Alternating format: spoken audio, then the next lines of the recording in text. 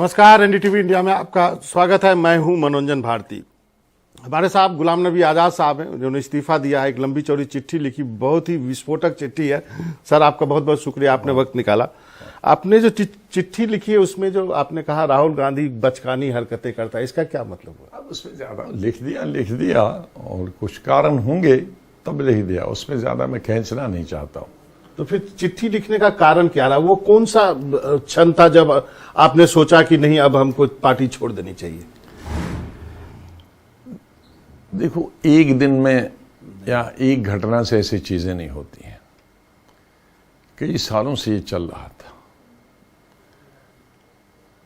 और कांग्रेस आहिस्ता आहिस्ता कमजोर कई सालों से हो रही थी।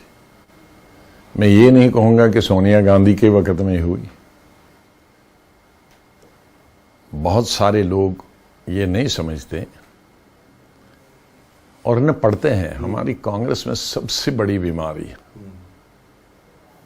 कांग्रेस की आइडियोलॉजी सब मानते हैं और कई लोग कांग्रेस कहते हैं, लेकिन न गांधी को कभी पढ़ा है, न नेहरू को पढ़ा है, न सरदार पटेल को पढ़ा है, न सुभाष चंद्र बोस को पढ़ा है, न तिलक को पढ़ा है, न मौलाना आजाद को भी पढ़ा है।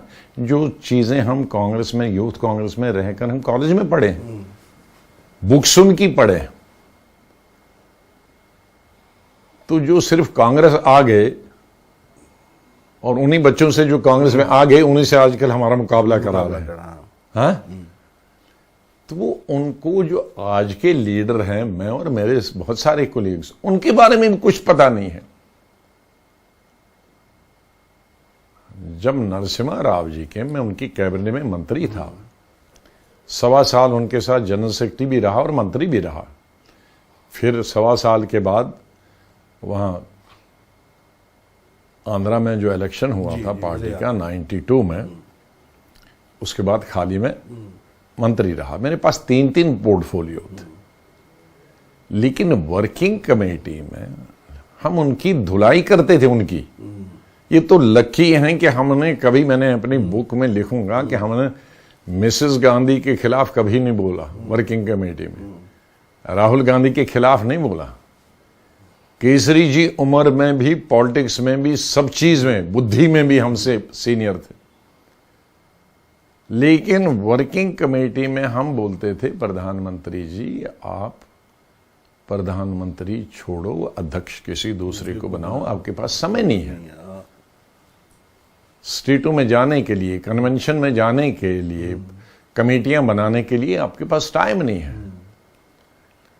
हम लोगों ने 8-10 लोगों ने, उस वक्त शरद पवार भी थे, मैं भी था, करुणाकरन था, विजय भास्कर रेड्डी थे,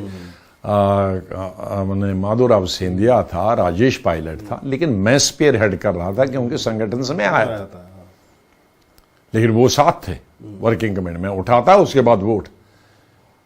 फिर हम लोगों ने उसको सजेस्ट किया 1 साल के बाद कि भाई वर्किंग प्रेसिडेंट बनाओ।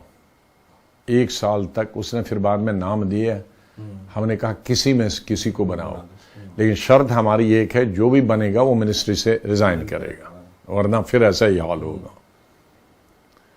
क्या नाम दे दो। हम लोगों ने 4-5 नाम दे दिया। 1 साल फिर हो गया, नहीं बनाया। फिर मैंने ही कहा कि कमेटियां तो बनाओ स्टेटों की, सिर्फ पीसीसी प्रेसिडेंट था। तो मेरे को कहा आप सबसे कंसल्ट करो, प्रेसिडेंटों से, स्टेटों से वगैरह, और उन लोगों से भी, और मेरे कंप्यूटर में फीड करो। तो मैंने कहा मैं अपने साथ, मुझे कंप्यूटर नहीं आता, मैं अपने साथ माधोराव को भी लगा दोनों। 1 हफ्ता हम सोए नहीं। सब स्टेट प्रेसिडेंटों से, लीडरों से हमने हर स्टेट पीसीसी बनाने के नाम लिए, और भी उन स्टेटों में लीडर थे और वर्किंग में।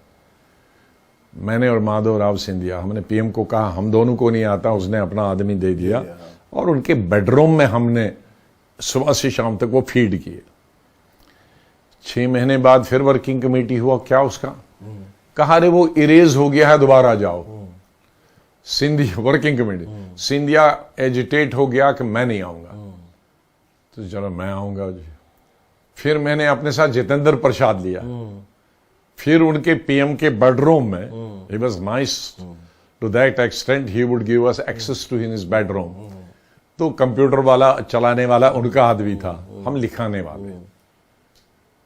वो भी हो गया, वो भी नहीं हो गया।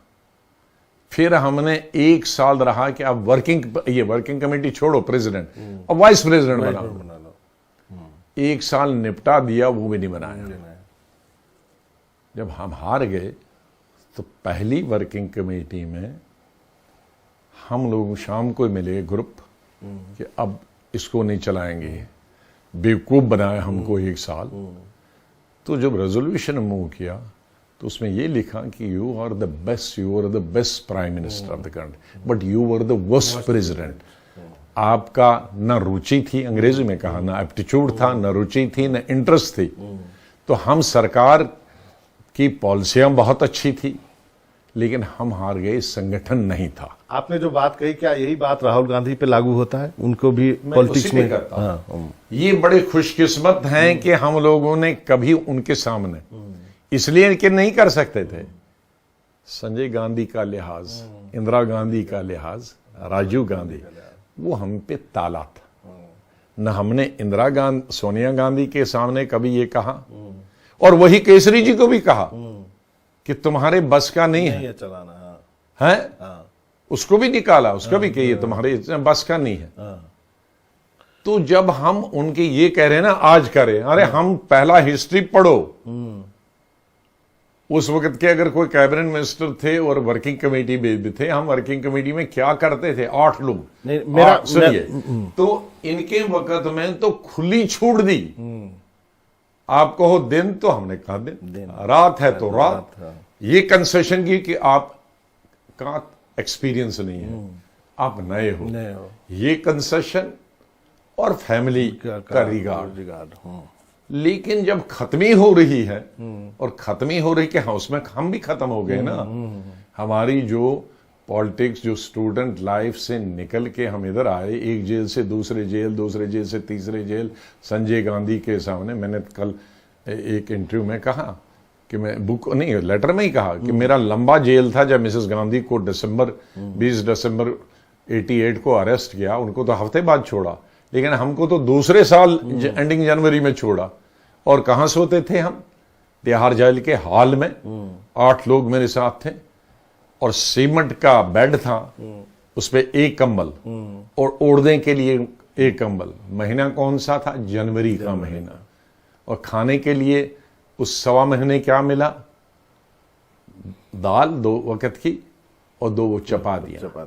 इसलिए नहीं कि जेल ज्यादा नहीं दे सके, लेकिन हजारों लोग जेल में थे, कहां से खाना बनते, कहां से इतने कुक मिलते। तो ये तो हमने लाइफ गुजारी है कांग्रेस को लाने के पार्टी का क्या होगा आजाद साहब? तो इसलिए कई दफा इनको रिमाइंड किया।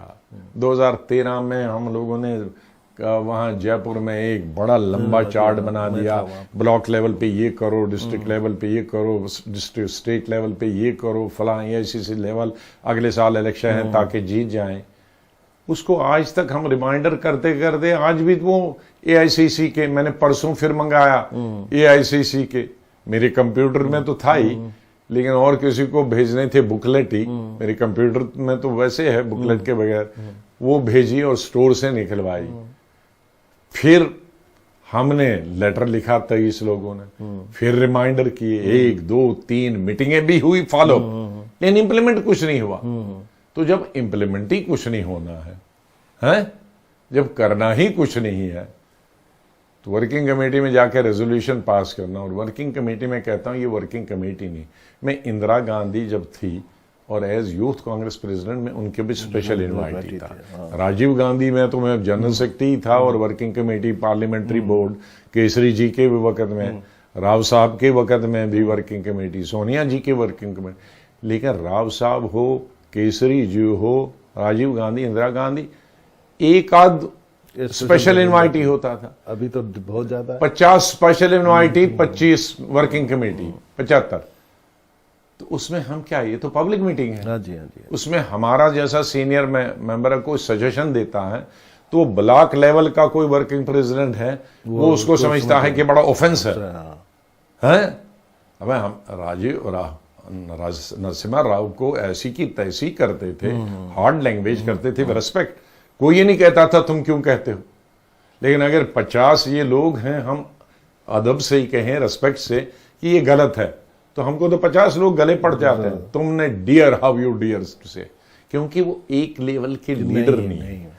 उनको क्रिटिसिज्म में और सजेशन में अंतर नहीं मालूम होता। तो ऐसे वहां भी नहीं हम कुछ तो बोल पार्टी का क्या होगा आजाद साहब? अब कांग्रेस तो का दुनिया के सामने है, मेरे सामने नहीं है। अमेरिका से लेकर और बांग्लादेश तक, श्रीलंका तक, नेपाल तक सब जानते हैं कि हम पार्टी कहाँ है आज। अब आप वो नेहरू की पार्टी, वो गांधी की पार्टी, वो सरदार पटेल की पार्टी, वो तिलक की पार्टी, सुभाष चंद्र बोस की पार्टी, मौलाना आजाद की पार्टी, नेहरू, इंदिरा गांधी की पार्टी, राजीव गांधी, इंदिरा गांधी और राजीव गांधी तो शहीद हुए भाई इस देश के लिए। वो पार्टी कहाँ गई आज? मुझसे क्यों पूछते हो? सही कहा आजाद साहब। आप आगे आप क्या करेंगे? देखो, आदमी करता है घर को ठीक करने के लिए। दरवाजा गिर गया, एक दीवार गिर गई, आप दीवार को बना नहीं रहे हैं, तो भी 3 दीवारों पर मकान खड़ा।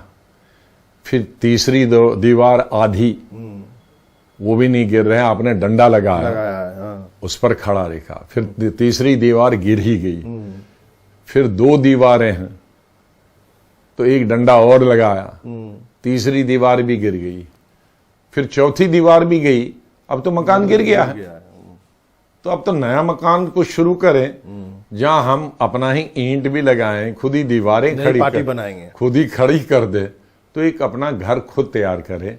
हम किसी के किराए पे नहीं रहने वाले हैं, हम किसी के घर मेहमान रहने वाले हैं। एक कयास लगाया जा रहा है जो राज्यसभा में हुआ, प्रधानमंत्री ने जो आपके फेयरवेल में भाषण दिया, उसके बाद बहुत सारे लोग ये कहने लगे कि आजाद साहब जो है बीजेपी भी जा सकते हैं या फिर अपनी पार्टी बनाएंगे तो बीजेपी की मदद करेंगे। इस पे क्लैरिफिकेशन चाहता हूं। नंबर 1, गुलाम नबी आजाद की तारीफ करेगा और राहुल गांधी जाके गले मिलागा हाउस में, तो वो उनसे नहीं मिला और मैं मिला। और ये जो आई हमको लगाने की, ये भी हाईकमांड से ही आई कि इन पर ये आरोप लगाओ, क्योंकि उनके मन में वो खटकता था ना, लेटर जो हमने लिखी, वो उनके दिमाग से नहीं निकलेगा कि हमको चैलेंज किया। ये हमारे सीनियर लीडरों में नहीं होता था। हम 20 लेटर्स इससे सख्त क्या कहते हैं राव साहब को लिखते आए हैं। गाली नहीं दी, लेकिन जो पॉलिटिकल लैंग्वेज सख्त, कभी उनको रिवेंज की भावना। बुलाया, अरे बताओ क्या करना, अच्छा यार मेरी समझ में नहीं आता, आप लोग करो। तो ये तो इनके अभी तक नहीं निकला। ये कहीं मीडिया ने नहीं ये आरोप लगाया, ये हमारी लीडरशिप ने लगाया और कहो इसको सर्कुलेट करो। लेकिन उसी मीडिया से जो सर्कुलेट कर या उन्हीं लीडरों से करते हैं। अब राहुल गांधी का जब 5 मिनट उसके खिलाफ बोला, मैं तो 7 साल एज लीडर अपोजिशन खिलाफ बोला, मैं तो हाथ भी नहीं मिलाया जाके या गले नहीं मिला। वो 5 मिनट बोले और डर गए, पता नहीं क्या मोदी को करेगा, जाके गले मिल गए हैं। तो वो तो नहीं मिला और मैं मिल गया जी। तो आप अपनी पार्टी बनाएंगे वहां? अपनी पार्टी बनाएंगे, किसी पार्टी के साथ जाने का सवाल ही नहीं। आपको पद्म अवार्ड दिया गया, उसको लेकर के भी बहुत वहीं से कहा गया। लेकिन इतने बेशर्म लोग हैं। मुझसे 1 साल पहले गोगोई को पद्म भूषण मिला, एससी जमीर 2 एक्स कांग्रेस चीफ हैं उसको मिला, उस पे तो आपने वेलकम किया। और गुलाम नबी आजाद को मिला तो मैं बीजेपी वाला, वो क्यों नहीं बीजेपी वाले हुए? अगर वो एक एक स्टेट के मिलिटेंसी ग्रस्त स्टेट के थे, मैं भी तो कश्मीर से लड़ता रहा, मैं भी तो 16-17 अटैक में बच गया। और मैं राजीव गांधी के वक्त में मिनिस्ट्री गवर्नमेंट ऑफ इंडिया की home and food and civil supply छोड़कर पंजाब जब मक्खी नहीं जाती थी, पंजाब का एमपी नहीं जाता था, पंजाब का मिनिस्टर नहीं जाता था, तो मैं 4 साल पंजाब में रहा। जब तक शांति नहीं हुई, जब तक सरकार नहीं बनी, तब तक रहा। और 26 अटैक मुझ पे और बेंसिंग पे हुए और बचा। तो मुझको नहीं मिलता तो जयराम रमेश को मिलता स्टोरी प्लांट करने के लिए, ट्वीट करने के लिए। नहीं स्टोरी प्लांट करने। आजकल तो इसी काम में लगा है ना, दिन में तो ट्वीट करना, रात को घर में जाना मीडिया के प्लांट। आज भी एक प्लांटेड स्टोरी आई है, हाँ, एक पॉलिटिशियन के साथ जो बीजेपी से निकला है उसके साथी का, वो इसने प्लांट कराई है। मैंने पूछा तो उनको मिलता स्टोरी प्लांट करने के लिए, डर्टी स्टोरीज। अरे हमने तो जान दी है भाई, अपनी जान पर खेल कर कि वापस आएंगे कि नहीं आएंगे पंजाब से और कश्मीर से। जब कश्मीर पीसीसी हमें भेजा था, 99 लोगों ने कहा आपको मारने के लिए भेजा। मारने के लिए इसलिए भेजा क्योंकि साउथ की आपने सब स्टेटें जीती, तो अब तुम पॉपुलर हो नहीं, लीडरशिप में अनपॉपुलर हो कि क्यों तुम जीतते हो। लेकिन भगवान ने हमें वहां भी बचाया, अल्लाह ने बचाया। 3 सीटों से मैंने गवर्नमेंट बनाई, 3 सीटें थी उस वक्त, और इलेक्शन जब किया तो सरकार बनी। अब ये यहां है और ये मेहनत है, क्योंकि मैं ट्वीट से पॉलिटिक्स नहीं करता हूं, मैं कंप्यूटर से पॉलिटिक्स नहीं करता हूं, मैं फील्ड में जाता हूं। हेलीकॉप्टर अब मैंने 2-4 साल से मैंने वरना बस और कार से, जीप से इलेक्शन हिंदुस्तान के लड़े जाते हैं। एक अंतिम का सवाल है, कांग्रेस को एक नया अध्यक्ष मिलने जा रहा है, बात कही जा रही है नॉन गांधी होगा। आपको क्या लगता है, नॉन गांधी होने से कोई फर्क पड़ेगा? बैंक लूट गया तो आप नया मैनेजर चेंज करो तो वो अलमारी खिड़की का मैनेजर होगा। बैंक में तो पैसा नहीं है। पैसे का मतलब है पार्टी तो है नहीं। अब पार्टी जब हो, आदमी को, लीडर को अब तब बदलो और उसकी सोच में कोई जान फूंकेगा जब पार्टी हो। पार्टी तो खत्म हो गई। राजस्थान के मुख्यमंत्री अशोक गहलोत का नाम लिया जा रहा है। किसी का, हमारे भाई हैं, शरीफ हैं, अच्छे हैं, मुझे कोई पापत नहीं। यहां रुस्तम भी आ जाएगा ना, कुछ नहीं कर पाएगा, क्योंकि घर में कुछ रहा ही नहीं है। या फिर आपका कहना है कि 3 पावर सेंटर है इसलिए कुछ नहीं कर पाएगा कोई भी? नहीं, पावर सेंटर भी हो, पार्टी ही खत्म हो चुकी है ना भाई। मैं आपको बताऊं जी, गुलाम नबी आजाद भी प्रेसिडेंट बनेगा, मतलब मेरी उम्र पूरी पार्टी में गुजरी है। या कोई दूसरा आएगा, बंगाल में क्या करेगा, उड़ीसा में क्या करेगा, सही कह रहे हैं। असम में क्या करेगा, नॉर्थ ईस्ट में क्या करेगा, तमिलनाडु में क्या करेगा, यूपी में क्या करेगा, बिहार में क्या करेगा, महाराष्ट्र, गुजरात में क्या करेगा। गुजरात के तो इंचार्ज हैं। हाँ, कोई भी कुछ नहीं, रिजल्ट देखना। हाँ, महाराष्ट्र में क्या करेगा, चौथे नंबर पे थे, तो अब इससे और कहां जाएंगे। तो आजाद साहब, इतना साल जीवन पूरा इस पार्टी में देने के बाद एंड ऑफ द डे आप क्या इस पार्टी के लिए उदास होते हैं या फिर क्या लगता है? मैं चिट्ठी लिखने से पहले 3 रात नहीं सोया, और चिट्ठी लिखने के बाद अभी भी नहीं सोता हूं। ये हमारी, मेरे पास कोई दौलत नहीं है, कोई दौलत नहीं है। मेरे पास एक ही दौलत थी, वो 50 साल की जो मेरी संपत्ति थी, student lifes. Jammu Kashmir youth Kashmir में इलेक्टेड था, और हमको हिंदुस्तानी मानते थे, और मेजॉरिटी हमारी। मेरा बुक आने वाला है, उसमें लिखा है कि जब वो कश्मीर हमारे एसपी कॉलेज में 14 अगस्त का होता था तो 95% 14 अगस्त मनाते थे पाकिस्तान का, और प्रिंसिपल और स्टाफ 15 अगस्त मनाते थे। उसमें हम 5-7 लड़के थे, कुछ हिंदू और मैं।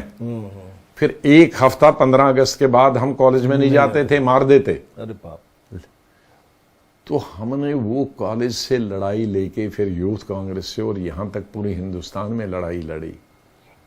तो हमने तो लिटरली खून दिया। सही कह रहे हैं। पसीना तो बहुत छोटी चीज है। तो आज आपको ये लगता है कि वो खून जाया हो गया? आपका खून जाया नहीं हुआ, उस वक्त उसका फायदा पार्टी को हुआ। मैं खून देने की, जैसे मैं कह रहा हूं, 4 साल में पंजाब रहा, आतंकवाद था कोई जाने के लिए। उन 4 सालों में लंच नहीं हुआ, कई दफा डिनर में नहीं हुआ, मेरी एसिडिटी हुई, फिर साल बाद अल्सर हुआ। फिर ब्लीडिंग अल्सर हुआ, फिर 90 में मेरा अल्सर बस्ट हो गया, बस्ट हो गया मतलब, और बस्ट होने में कि आंतड़ियां टूट गई, उसमें अगर आधे घंटे में ऑपरेशन नहीं हुआ तो ये ब्लड लॉस से मर गया। लकली उस दिन मैं दिल्ली था और मीटिंग चल रही थी पंजाब की राजीव गांधी के घर में 10 नंबर में ही, और मेरे 7 दिन से ब्लैक मोशन चल रहे थे, और मैं डिस्ट्रिक्ट वाइज राजीव गांधी, हम इलेक्शन की तैयारी कर रहे थे 90 में, नवंबर 90 में तैयारी कर रहे थे, और राजीव गांधी के साथ में हर डिस्ट्रिक्ट को मिला रहा था। उस दिन मेरे ब्लैक मोशन 6 वही हुए, और मैं वो जो टॉयलेट है आज वहां बाहर उसमें जाता था। जब मैं वो आया मीटिंग में तो मेरा कलर फीका हो गया। गुलाम नबी ने कहा, राजीव गांधी ने कहा, अरे तुम्हारा कलर को क्या हो गया? तो मैंने कहा, सच मानो मेरा 7 दिन से ब्लैक मोशन चल रहे हैं। ब्लैक मोशन, खून। मैंने कहा, तुम्हारा दिमाग खराब हुआ, चलो अभी एडमिट करें। मैंने कहा, एडमिट नहीं करें, मेरा डॉक्टर सुबह शाम देखने आते हैं, वो मुझको सुला देते हैं और वो उठ जाते हैं और मैं मीटिंग में आता हूं। कहा, तुम तो पागल हो। घर आया, डॉक्टर इंतजार कर रहे थे, उन्होंने ब्लड देखा तो मेरा पल्स तो 40% ये 40 है। मैंने कहा, भाई मुझे फिर आया मोशन। दोनों डॉक्टर मुझे ले गया और वहां बस्ट हो गया। फिर कहां मुझे ऑपरेशन हुआ मुझे याद नहीं। तो वहां से लेके यहां तक तो हमने ये इसको स्वेट नहीं कहते, इसको ब्लड कहते हैं। और लाइफ भी जा सकती थी। अगर पंजाब में ही वो होता, मैं यहां नहीं होता तो मर गया था। दिल्ली था तो operation with in half an hour हो गया। और लकली वो डॉक्टर इसी के थे, सफदरजंग ने, ये राम मनोहर लोहिया का एक सर्जन था, दूसरा फिजिशियन था। उस सर्जन ने उनको तुरंत फोन किया, ये ब्लड लाओ और ये करो और ऑपरेशन की तैयारी करो, वरना और कोई डॉक्टर होता तो सर्जन ढूंढना है। तो जो सर्जन मेरा था तो उसी ने ऑपरेशन किया, जो मेरे साथ, जिसके सामने ये हुआ। तो ये तो हमने उन लोगों को क्या कहें, आज जो बच्चे आते हैं कि इनको सब मिला, ये नहीं मिला कि हमने जान दी है जी। ये तो एक स्टेट की मैं बात करता हूं, हर स्टेट की ऐसी कहानी है। तो ये अफसोस नहीं है कि भाई उसका तो इसका मतलब आजाद साहब कोई नया भी आएगा तब इस पार्टी का आप कोई फ्यूचर कुछ नहीं करेगा, इसी नोट पे आजाद, क्योंकि वो स्टेज खत्म हो गई। इसी नोट पे समाप्त करते हैं। आजाद साहब, आपका बहुत बहुत शुक्रिया, आपने वक्त निकाला एनडीटीवी से बातचीत करने के। तो आजाद साहब ने दिल से बात की आज, और निश्चित रूप से इतने साल पार्टी को दिए हैं। उन्होंने कहा कि पसीना नहीं खून दिया मैंने, और अब देखते हैं अपनी नई पारी की शुरुआत करेंगे। उन्होंने कहा एक नई पार्टी बनाएंगे, बीजेपी के साथ उनका कोई ताल्लुकात नहीं होगा। एनडीटीवी इंडिया में इतना ही। बीजेपी और किसी दूसरी पार्टी के साथ भी कोई ताल्लुक नहीं होगा। नमस्ते।